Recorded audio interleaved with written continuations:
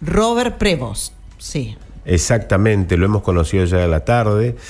Fue elegido como nuevo Papa de la Iglesia Católica, todos expectantes, ¿no? De hecho ya hace varios días que venimos esperando el nombre y también el acuerdo de los 133 cardenales. Tal cual, para que llegue, ¿no? Este Papa que va a ser el número 267 para la Iglesia Católica. 267, ¿no?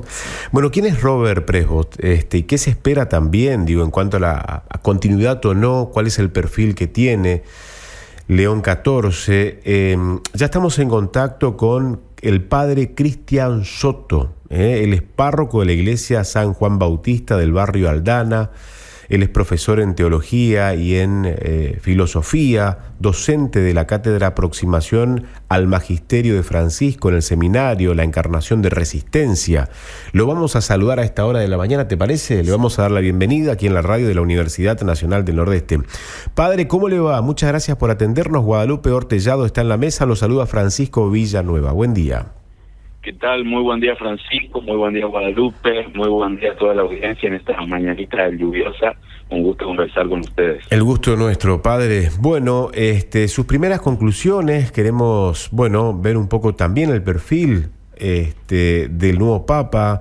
León XIV, ha elegido el nombre, para continuar, no digo con este legado o no, por eso también queremos ver un poco su punto de vista de lo que ha dejado Francisco Bergoglio allí.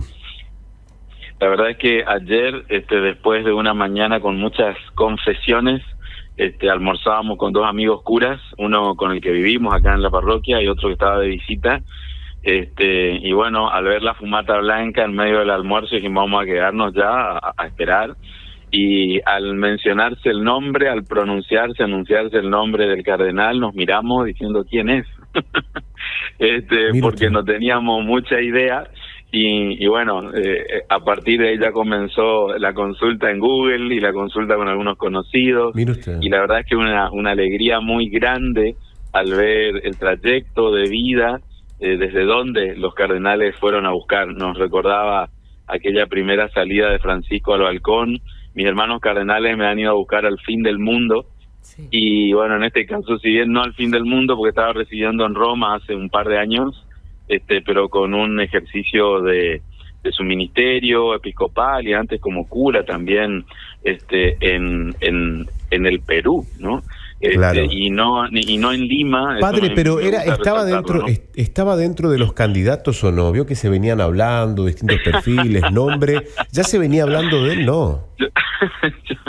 Yo me río mucho de esto, sí. Porque la verdad es que me resisto interiormente a todo ese tipo de conjeturas. Nadie esperaba a Bergoglio ya en la última elección. Bergoglio se estaba yendo a descansar como jubilado, así como nadie esperaba a Prevost. Entonces es importante preguntarnos a ver de dónde nacen esas conjeturas, ¿no?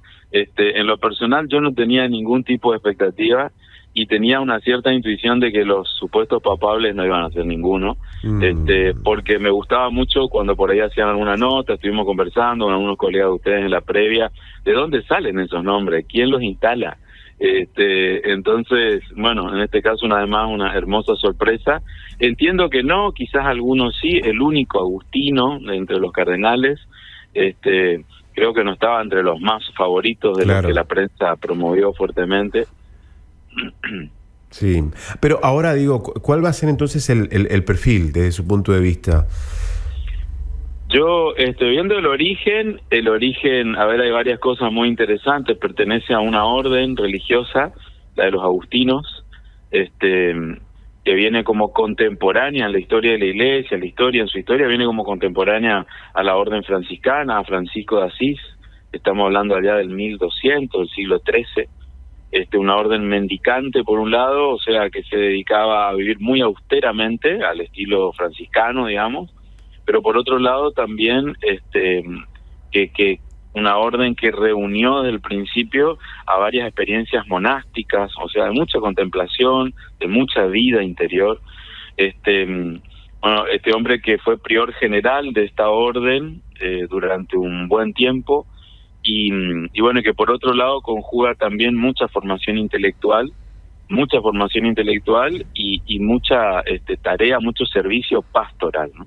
18 años al frente de una diócesis periférica en el Perú, Me parece que marcan fuertemente una identidad y una historia desde donde es convocado luego por Francisco a estar al frente del dicasterio para los obispos, ¿no? Una tarea delicadísima en la que acompañó el ministerio de Francisco en estos 2 últimos años. Yo creo que mirando un poco la historia, el origen, uno puede prever esto que es como la gran incógnita o la gran preocupación de muchos, si continuidad o no. Yo creo que claramente continuidad. Ayer en su primera salida al balcón mencionó 2 veces a Francisco, pidió permiso para continuar con su bendición, hizo una memoria agradecida que fue muy aplaudida, y este compromiso con la paz, ¿no? 10 veces en 8 minutos habló de la paz como saludo de Jesús resucitado, la paz para los pueblos, para las naciones, la paz en la que la Iglesia tiene que seguir involucrada en poder construir, en los corazones, en los vínculos, y también en las naciones, una paz desarmada y desarmante, dijo. Entonces, creo que va mostrando un poquitito hacia dónde el Espíritu lo irá inspirando, porque a esa situación no se llega con un programa armado, ¿no? Vimos, todo lo que significó la elección y la previa, ¿no? Claro. Padre, buenos días. Gracias por su tiempo para la entrevista, ¿no? Más allá de darle continuidad a lo que hizo durante su papado el mismo Francisco, también el nombre que ha elegido tiene una importancia, tiene una trascendencia, significación. Si nos puede comentar por qué, lógicamente, se lo relaciona con León XIII, ¿no? Quien también fue papa allá hasta 1903, tengo entendido. ¿Cuáles son las características que podría llegar a conservar o darle continuidad? Recién, mientras que esperaba la llamada de ustedes, escuchaba la homilía de la primera misa que presidió con los obispos que lo eligieron. Hace un ratito terminó esa misa en Roma, y también, leía algunos artículos y me sorprendía algo que voy a googlear un poco más en detalle, que ayer, después de ser elegido, llamó a sus hermanos a sus hermanos de sangre, sí, para consultar por el nombre, ¿no? Por el nombre que iba a elegir, y solamente para darle la noticia de que había sido elegido. Y hay 2 cosas por ahí, como 2 vertientes, ¿no? Con respecto al nombre, que yo por lo menos puedo ver a partir de lo que estuve mirando anoche y reflexionando un poco.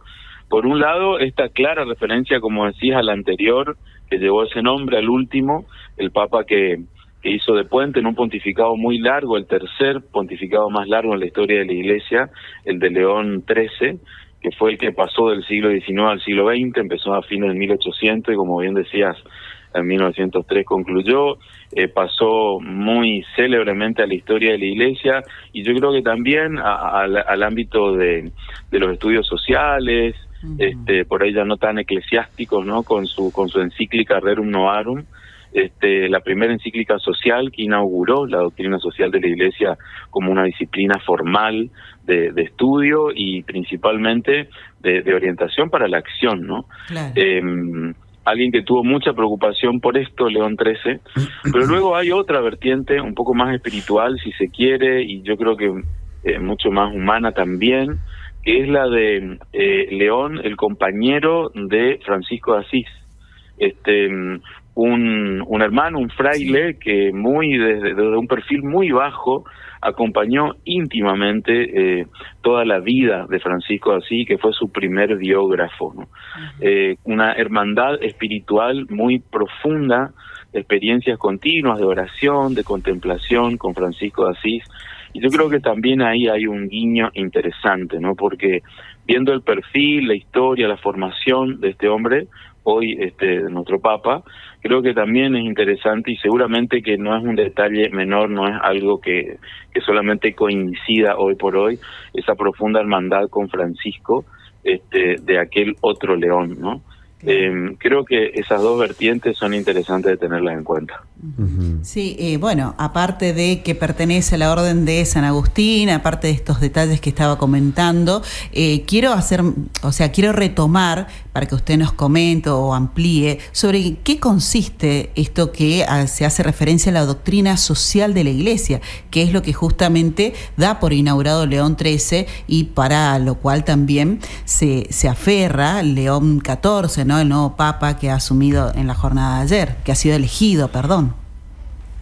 Cuando a algunos preocupa mucho, o molesta quizás, o mal entienden, ¿no? Esto de la incidencia de la Iglesia en la vida política, en la vida social. Nosotros tenemos desde Jesús una preocupación muy profunda y no solo una preocupación, una opción de vida muy clara, él siendo muy pobre, con los sectores mucho más marginados de su época, ¿no?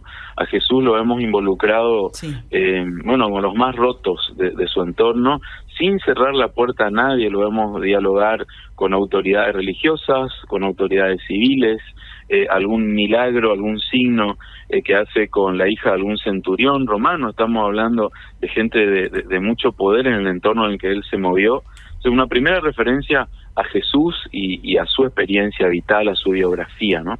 Pero luego, como decimos, con León XIII, esto de la enseñanza social de la Iglesia, la propuesta, orientaciones, criterios, para ver cómo vivir el Evangelio de Jesús, buscar vivir su Evangelio, se despliega y tiene consecuencias en el ámbito sociopolítico, económico, ¿no? Claro. La doctrina social de la Iglesia, que hoy va virando de a poquito, como muchas cosas se van enriqueciendo, desplegando. Hoy preferimos hablar de pensamiento social cristiano o de discernimiento social cristiano.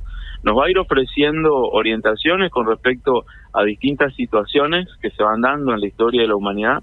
Nosotros tenemos como aporte riquísimo del Papa Francisco las 2 encíclicas, 3, una tercera que llamó mucho la atención, la última, hacia adentro más quizás que la repercusión mediática, pero bueno, la primera, Fratelli Tutti, sobre el cuidado de la casa común, la primera encíclica en la historia de la Iglesia que tiene como tema una ecología integral, una espiritualidad ecológica, la educación ecológica, con una consulta hecha en su redacción, previa a su redacción, a todos los sectores especializados y más actualizados que habían en ese momento, hace unos 10 años atrás, con respecto a estas cuestiones, ¿no? Y Fratelli Tutti, hermanos todos, una encíclica sobre la fraternidad y la amistad social, en una época de un mundo muy convulsionado a nivel político, llamándonos a la fraternidad y a la amistad social y a construir consensos.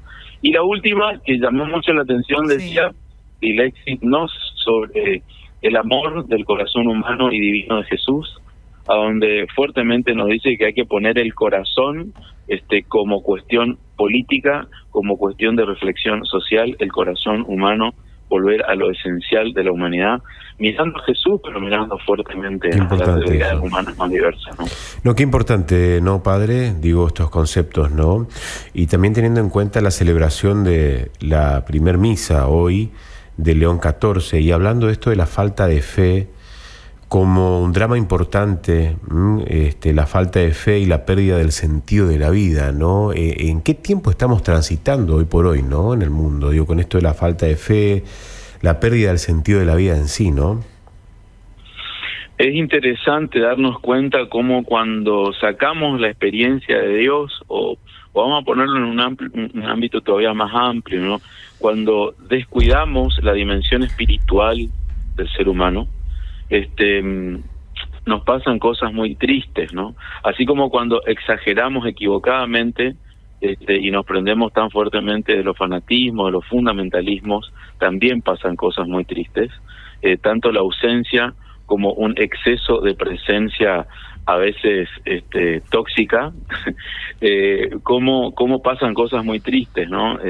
Yo creo que vinculado a esto que decís, del sentido de la vida, importante es atender a la dimensión espiritual de la persona, ¿no? Y bueno, nosotros desde la fe cristiana obviamente tenemos una propuesta, una posibilidad que nos centra en la persona, en la experiencia de Jesús y de su espíritu obrando y viviendo en nosotros, pero luego, bueno, en una actitud de diálogo, de apertura, de tender puentes a todo lo que sea experiencia espiritual genuina, porque termina siendo humanizante en una época donde esta pérdida de sentido nos lleva no solo a los desencuentros, a la frustración, sino a vínculos muy violentos, a vínculos de manipulación, que no encuentran salida en la sola horizontalidad de las relaciones humanas, ¿no? Padre, le mandamos un abrazo. Muchas gracias por la charla y el diálogo con nosotros aquí en la radio de la Universidad Nacional del Nordeste. Muy gentil. Francisco, Guadalupe, que Dios los bendiga mucho, a la gente que presta el servicio técnico también de la radio, y bueno, al motivo, a la razón de ser de esto que son los oyentes, que estén muy bien, que Dios los bendiga mucho. Muchas gracias, Padre. Hasta luego, muy gentil. El Padre Cristian Soto, párroco de la Iglesia San Juan Bautista del barrio Aldana.